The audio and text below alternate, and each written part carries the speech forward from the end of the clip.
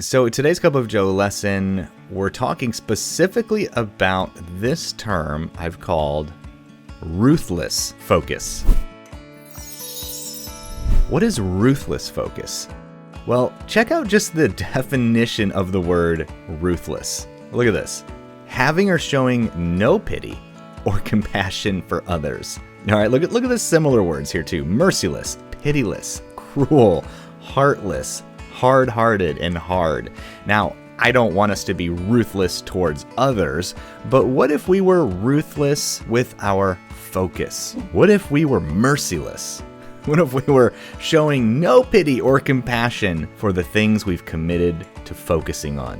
What would that look like? And you don't have to sign on to this right away. You don't have to say, I'm going to do this. All I want you to do is ask yourself the question, what if I did do this? What if I did have this ruthless focus versus maybe what I have now? Maybe what you have now is context switching, multitasking, procrastinating, a mixture of a little bit of focus. What if you did this ruthless focus technique for just 1 week? Maybe next week you just decided to experiment with this and see if it looks any different than what you're doing now. So keep an open mind, just ask yourself, what if I did this? You don't have to make any commitments today, but let's walk through what would ruthless focus look like. And it's something very simple that we can all do. I want to remind you of a quote from James Clear's book, Atomic Habits, where he says, every behavior has a cost. Even neutral behaviors, they aren't really neutral. They take up time, energy, and space that could be put toward better behaviors or more important tasks. We are often spinning in motion instead of taking action. How many of you are monitoring even your neutral behaviors? And I always go back to this thought in my head too. Every behavior has a cost. All right, so think about that. So we need to be ruthless with this cost, right? So I'm just going to give you 3 steps to this ruthless type of focus, okay? They're very, very simple, not so easy to implement, okay? Step 1, write down the top 20 things you want to accomplish this week. Or if it's at the end of this week and you're planning for next week, write down the top 20 things you want to accomplish next week. Doesn't have to be 20, it's just usually at any given time, there's about 20 things or so that you want to focus on, right? Maybe you're lucky enough to only have this whittled down to 10. For me, it's more like 30, but you get the idea. So write them all down, do your classic brain dump, all right? Then what we're going to do is step 2, review your list and circle the top 5 most important goals. Now, the reason they might be the top 5, that's going to be personal. Maybe the top 5, for me, like when I was first starting my business, I had to make a similar list and I had to divide my task list into a list of all the things I wanted to get done, all the things I needed to get done, but then there were also those tasks that I said, which ones are money-making tasks? Okay, because when I started my business, if I wanted to keep my business running, I needed to produce revenue. So I had to delegate and say, these tasks are the tasks that will directly contribute to generating revenue. And those were the ones I was ruthless with. So maybe the ones you're ruthless with are the ones that are leading you towards your future goals, your future dreams, who you want to be, what you want to accomplish, not just getting the project done. Okay, so think about that. You and you alone are only going to know which ones you need to be ruthless with.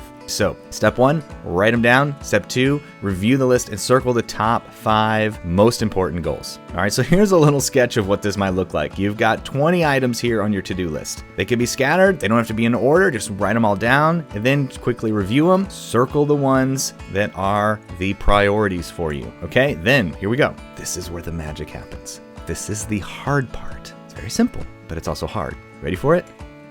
Move those to a separate list, and then guess what you're going to do? You are going to focus only on those, ruthlessly, okay? Remember that definition in the beginning, having no pity, showing no mercy. There is no negotiating and saying, well, you know, this other task does need to be done, and I can't really focus on task number 4 in my list of 1 to 5 because I've got this background open loop and I gotta go over here and jump and complete, task number 16. No. Ruthless, okay? No mercy. You're focusing only on those 5. And only if you complete all of those 5 can you go and look at that other list. What if you did that? What if you just took these 3 steps to greater ruthless focus? Avoid at all cost everything that isn't circled. And I mean all costs. Like there's no exceptions, right? What would happen?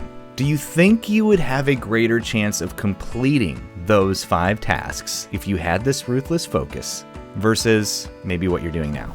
Eliminate ruthlessly. Force yourself to focus. Complete a task or kill it. What if that was the criteria on your to-do list? You either had to complete it or you had to kill it. It's pretty simple. It's pretty black and white. Now, like I keep saying, I get it. It's very simple. It's not always easy. It's going to take some discipline. It's going to take maybe a little bit of pain. It's hard to block out that other list because yes, those things need to be done too, but there's always next week. And what if you just committed to the 5, or maybe for you it's 3, whatever it needs to be, you need to have ruthless focus on. I encourage you to try it. Experiment. Just try it one week and see, does this, call it a ruthless focus week. Then when you get better at this, maybe call it a ruthless focus month. Then you can move up to a ruthless focus quarter. But I think developing this skill of determining what is really the things that move the needle. Every behavior has a cost. Something else I've been telling myself recently is everything you consume has a consequence. So we are in a very consumption culture, right? We can either consume or we can create. Sometimes you got to make sure, are you balancing that? Are you creating more than you're consuming? Maybe your creation is stifled because of what you're consuming. Maybe some of you need to cut out some social media. You need to cut out some news. You need to cut out some of the negative influences because everything you consume has a consequence and every behavior has a cost. So try it out. Just ask yourself, what if I did this? And then give yourself a loose experiment and say, okay, I'm going to try it. And just view it as a scientist, try it in your work week, step back, observe the results, and say, you know what? Yeah, that was productive. I should do more of that. Give it a shot. All right, hopefully this helps you. Hopefully it gives you something to think about, challenges you a little bit if you're struggling, if you're constantly task switching, if you're feeling like you're never getting anything actually finished. This could be the reason. Could be super simple. Just need some ruthless focus. All right, Unchained Riders, always a pleasure to be here with you. Big Unchained Rider group hug. Virtual high fives all around. Don't forget to give yourself that well-deserved pat on the back. Give yourself more credit today. Don't be so hard on yourself. Forgive yourself for that lack of ruthless focus in the past. You can start today. You can start fresh. Picture those eyes, the eye of the tiger. I hope you have a great rest of your day. And as always, keep a cheering you on. Bye, everyone.